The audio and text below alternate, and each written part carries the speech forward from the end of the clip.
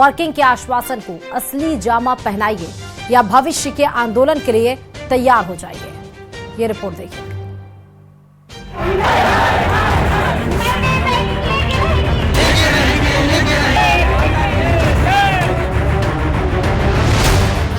UFBU की appeal पर bank कर्मियों की हड़ताल, अधिकारियों कर्मचारियों में उबाल, आश्वासन की मियाद हुई खत्म, हक के लिए बढ़ा चुके कदम।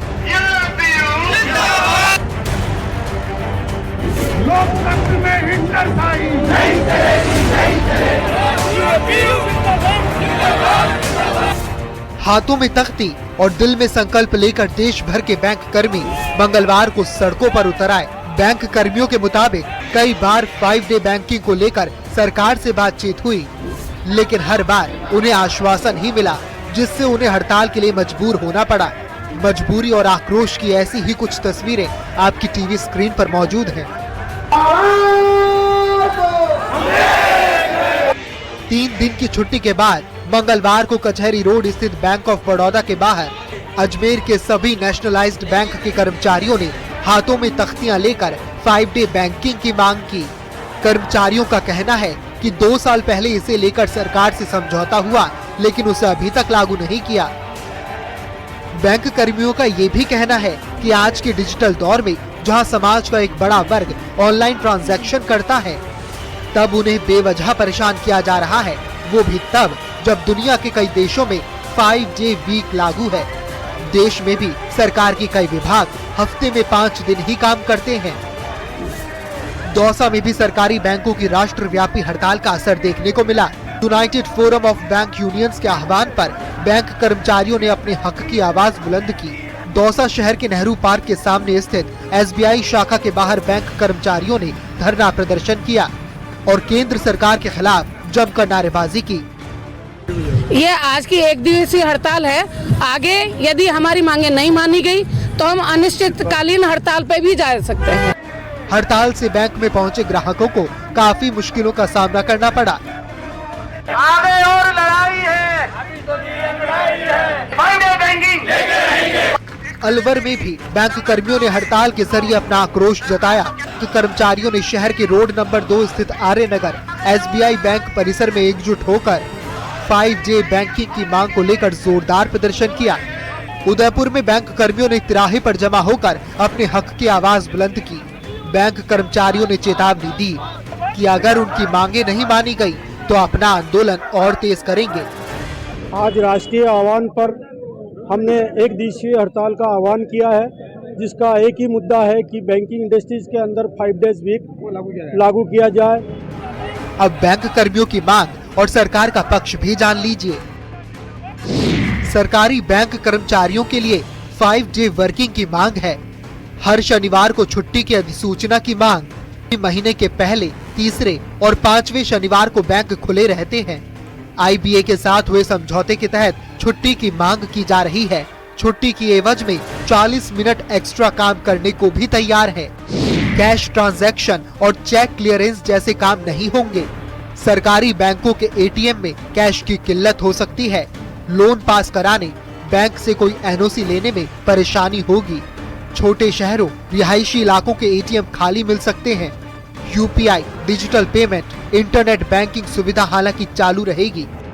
बैंक कर्मियों का कहना है कि बैंकों में नई स्थायी भर्तियां नहीं हो रही हैं, जिससे मौजूदा कर्मचारियों पर काम का अतिरिक्त बोझ बढ़ गया है। अस्थायी कर्मचारियों के सहारे काम चलाया जा रहा है, जिससे बैंकिंग सेवाओं की गुणवत्ता प्रभावित हो रही है। Bureau report, news 18 Rajasthan.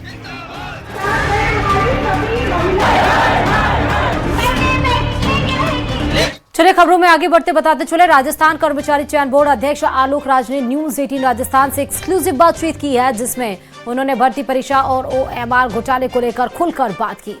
सुनिए सर।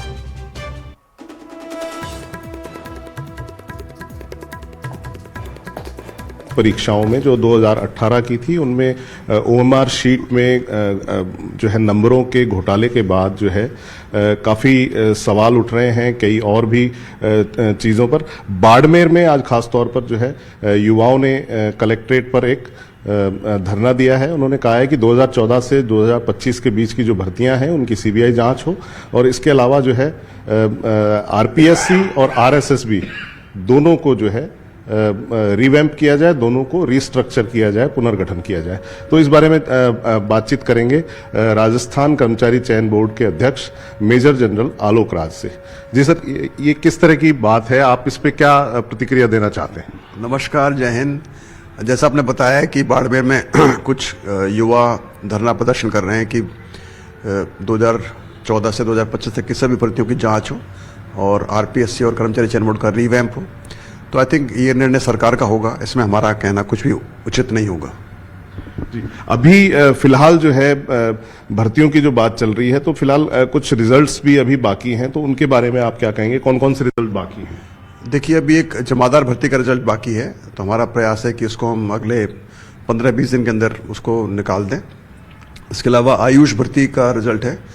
आयुष भर्ती का हम कोशिश करेंगे कि इसको अगले महीने के आखिर में या फिर 15 मार्च तक निकाल दें।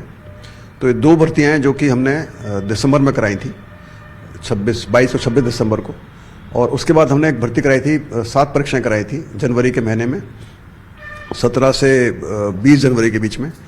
ये थी लेवल 1।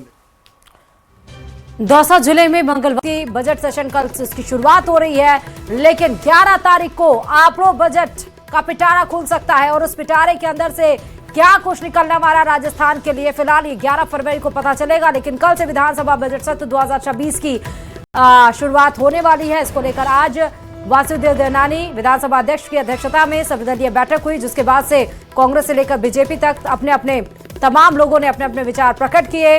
जहां ये भी नजर आ रहा है कि कल विधानसभा जब बजट सत्र की ओपनिंग होगी, यानी कि कल जब शुरुआत होगी, तो माना जा रहा है कि हंगामे के भेंट कल सत्र चढ़ेगा, क्योंकि विपक्ष पहले से ही पूरी कमर कस चुका है कि किन किन मुद्दों पर उसे सवाल पूछना है, किन किन मुद्दों पर उसे हंगामा करना है।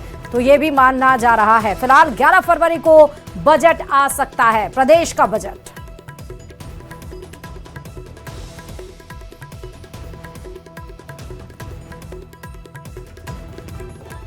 ज्यादा जानकारी के साथ संवाददाता सुधीर इस खबर पर जुड़ चुके हैं। सुधीर, कल बजट सत्र की शुरुआत विधानसभा की, लेकिन 11 फरवरी को क्या आपरो बजट खुल सकता है, उसका पिटारा? देखिए, साल का पहला सत्र होने की वजह से कल सुबह 11 बजे से राज्यपाल का अभिभाषण होगा, उसके साथ विधानसभा में बजट सत्र का आगाज भी हो जाएगा। इसके 3 दिन की बहस के बाद चौथे दिन सरकार की ओर से राज्यपाल अभिभाषण पर जवाब पेश किया जाएगा। उसके बाद जब दूसरा चरण इसका शुरू होगा विधानसभा सत्र का, तब माना जा रहा है कि 11 फरवरी को प्रदेश का बजट आ सकता है, इसकी संभावना जताई जा रही है। हालांकि ये बात पूरी तरह से सही भी है कि 11 तारीख को बजट आ रहा है, क्योंकि कल बीएससी की बैठक भी होगी, उसमें इस 11 फरवरी की डेट पर मोहर भी लगेगी, क्योंकि सदन के अंदर जो जितने कामकाज होते हैं वो कार्य सलाहकार समिति में की बैठक में चर्चा के बाद ही सदन में आते हैं और सदन उसी के हिसाब से आगे चलता है। तो 11 फरवरी को प्रदेश का बजट आ सकता है। जी ठीक है, बहुत शुक्रिया सुधीर तमाम जानकारी देने के लिए खबर पर। और चलिए अब बात सीधे बजट सेशन मीटिंग की। दरअसल 28 जनवरी यानी कि कल से 16वीं विधानसभा का 5वां सत्र यानी कि बजट सत्र शुरू होने जा रहा है। और इससे पहले स्पीकर की ओर से सर्वदलीय बैठक हुई और इस बैठक में तमाम नेता शामिल हुए और सुचारू ढंग से सदन चलाने पर सहमति भी जताई गई। हालांकि बैठक से बाहर आने पर बयानों में तल्खी जरूर नजर आई और इसी पर आपको ये रिपोर्ट भी दिखाते हैं।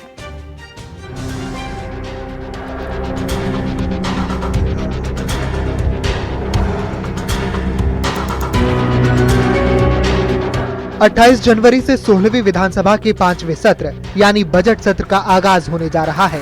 भजनलाल सरकार का तीसरा बजट 11 फरवरी को पेश होने की संभावना है। सबसे पहले राज्यपाल के अभिभाषण के साथ सत्र का आगाज होगा। भजनलाल सरकार के पिछले 1 साल का ब्यौरा दिया जाएगा। इस सत्र में लगभग 22 से 24 बैठकें होने की संभावना है। 4 दिन तक अभिभाषण पर चर्चा होगी। अभिभाषण पर हुई चर्चा पर मुख्यमंत्री का जवाब आएगा। बजट पेश करने के दिन से दूसरा चरण शुरू होगा। 11 फरवरी को प्रदेश का बजट संभावित है।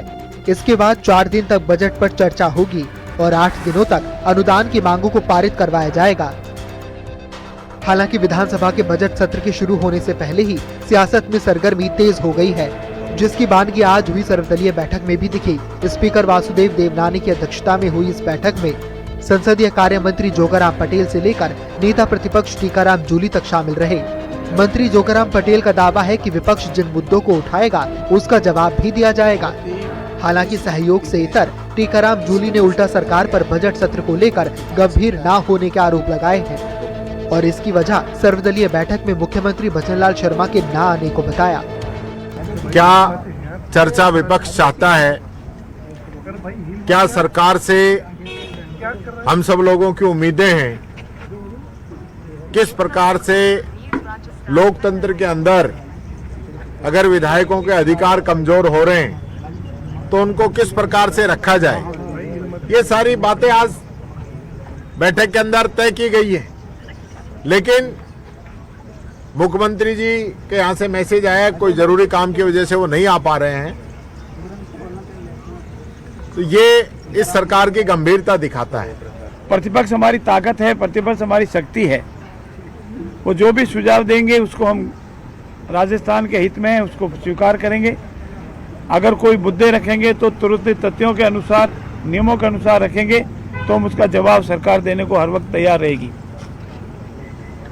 और अगर उनका इरादा गलत दूसरा ही कोई है तो हमारा दल भी उसी भाषा में जवाब देना जानता है और देने में हिचकिचाहट भी नहीं रखेगा, टिटुम नहीं रखेगा। वहीं सांसद हनुमान बेनीवाल ने सदन में अरावली का मुद्दा पुरजोर तरीके से उठाने की बात कही है।